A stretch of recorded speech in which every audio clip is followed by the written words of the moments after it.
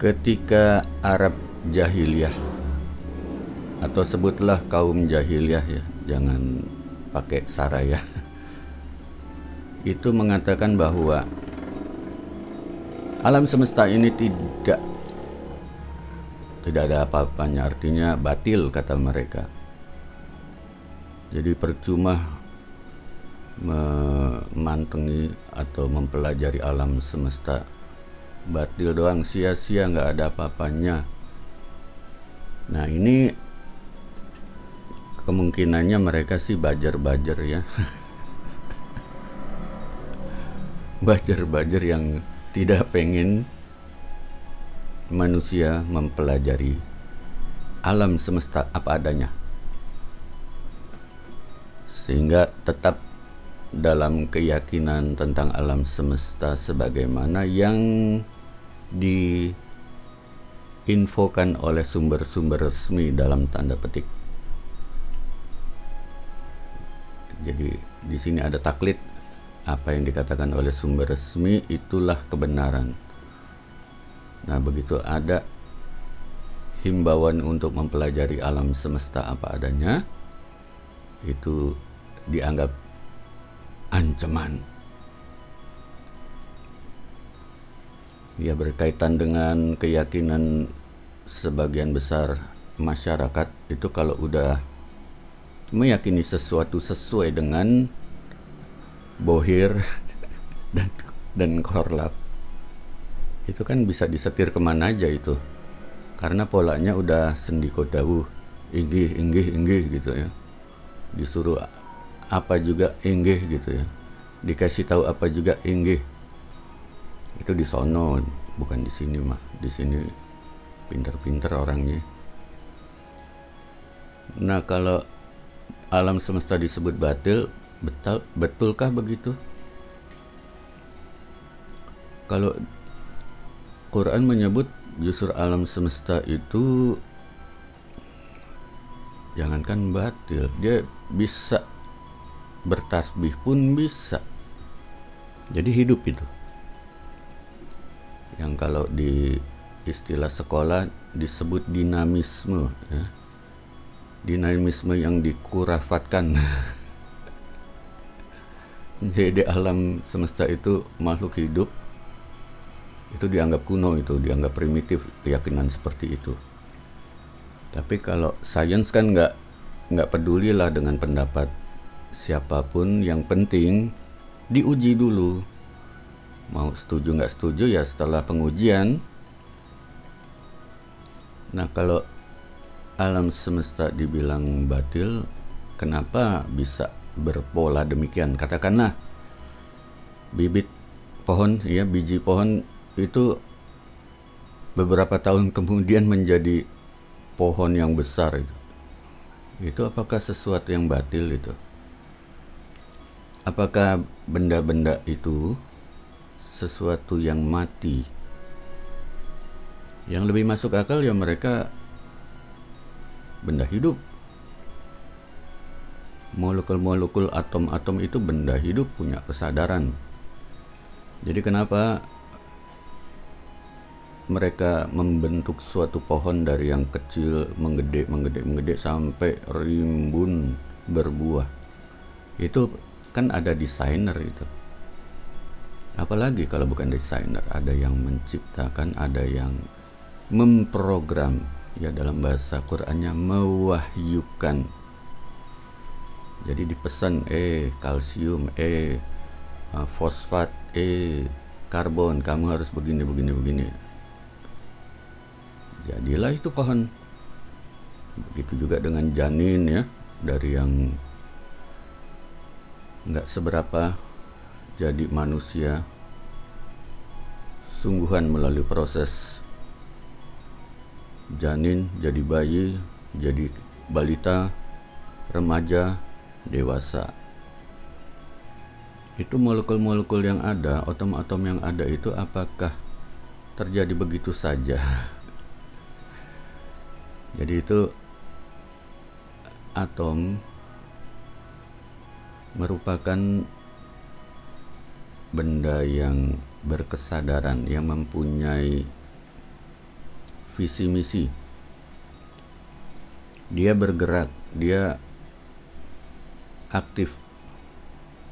Begitu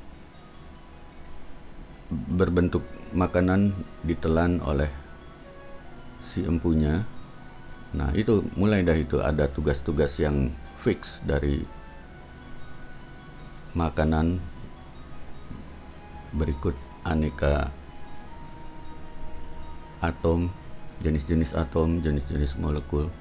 Itu punya kesadaran untuk mencapai suatu tujuan, untuk bergerak dengan suatu konsep. Yang kalsium mengarah ke tulang, yang karbon mengarah ke daging, dan lain sebagainya. Jadi itu benda hidup. Kalaupun disebut benda mati, itu sudah diprogram. Ibarat drone ya, katakanlah drone itu benda mati karena diprogram dia bisa bergerak gitu, sesuai dengan konsep dari yang menciptakan drone tersebut. Jadi sesuatu benda itu yang kelihatan mati, dia punya pandangan, punya ADART untuk melakukan sesuatu, dan terbagi secara umum terbagi menjadi dua ya. Dia dipengaruhi oleh unsur luar atau dia punya kesadaran sendiri untuk melakukan sesuatu. Ibaratnya begini, kalau ada kucing, kita sodorkan api, dia lari karena panas. Nah, ini ibarat dari reaksi kimia. Dia merespons stimulus dari luar berdasarkan fitrah dia sendiri. Kalau ada AC adem, dia demen di situ, tapi kalau udara panas dia keluar. Itu kan ibarat reaksi kimia ya. Tipe kedua, ya dia memang punya kesadaran, dia dari awal sudah berpikir dan akan melakukan sesuatu yang sudah dari awal di planning.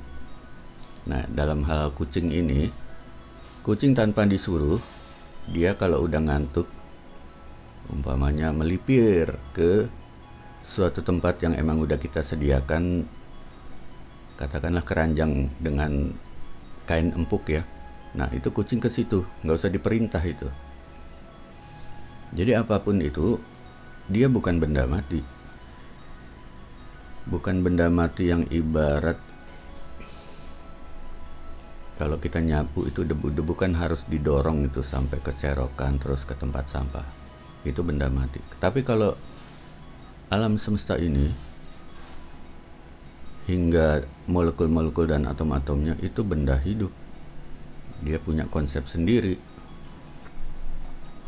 That's why ketika zaman Nabi, pohon-pohon bisa bicara, mimbar bisa nangis.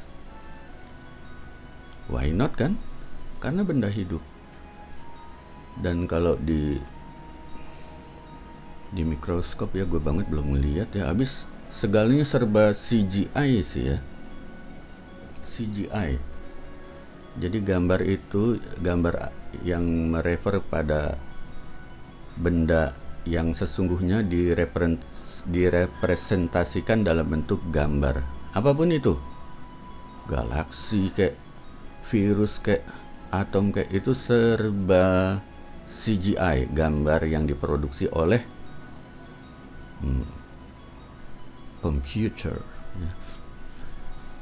Jadi itu udah ayah-ayah wae lah kalau sesuatu yang bisa kita suguhkan secara apa adanya terus diwakilkan oleh gambar yang dibikin oleh manusia melalui komputer. Jadi benang merahnya di sini apa? Ya, cerita tentang pemenjaraan manusia kepada waham, kepada sesuatu yang khayali yang tidak ada wujudnya di dunia nyata, agar manusia dapat dikendalikan sesuka hati. Bil khusus kalau dari sudut pandang Mas Iblis, itu manusia nggak boleh itu sampai pada kesadaran tentang alam semesta yang mau tidak mau itu akan ya bersifat religius ya. Walhasil manusia menderita terus karena dikibulin terus gitu. Supaya nggak dikibulin dan bahagia, ya kembali kepada realita yang apa adanya. Kembali kepada realita apa adanya ya dengan cara riset mandiri. Kita tampung aja apa-apa yang ada di dunia luar, dari sekolah kayak, di luar sekolah kayak, tampung dulu.